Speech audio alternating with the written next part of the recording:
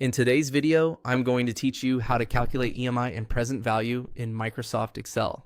We'll start with EMI, which stands for Equated Monthly Installment, or in simple terms, the fixed monthly loan payment.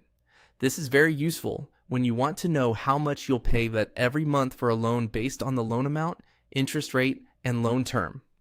First, calculate the EMI or monthly loan payment in Excel.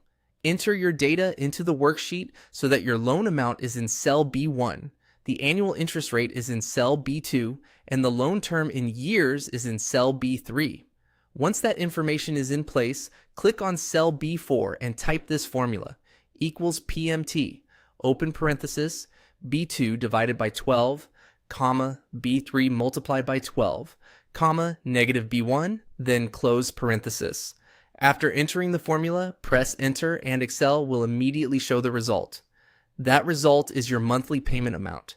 This is the EMI you would need to pay each month based on the values you entered. To understand why this formula works, let's break it down clearly.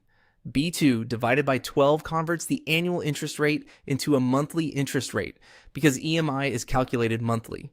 B3 multiplied by converts the loan term in years into the total number of monthly payments, and negative B1 represents the loan amount. It's entered as a negative value, so Excel returns the payment as a positive number, which makes the result easier to read. Now let's calculate present value, or PV, in Excel. Present value helps determine the current value of a series of future payments based on a given interest rate. This is especially useful in financial planning and loan analysis.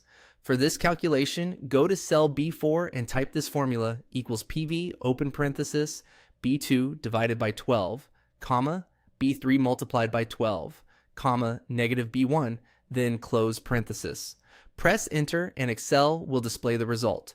That result is the present value based on the payment, interest rate, and number of periods used in the formula. Here's what each part means in the PV formula. B2 divided by 12 gives you the monthly interest rate.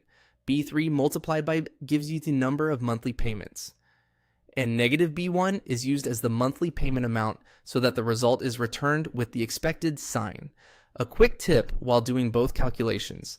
Make sure your interest rate is entered in the correct format in Excel and keep your units consistent. If the rate is annual, convert it to monthly, and if the term is in years, convert it to months. That way, your formulas will return accurate results every time.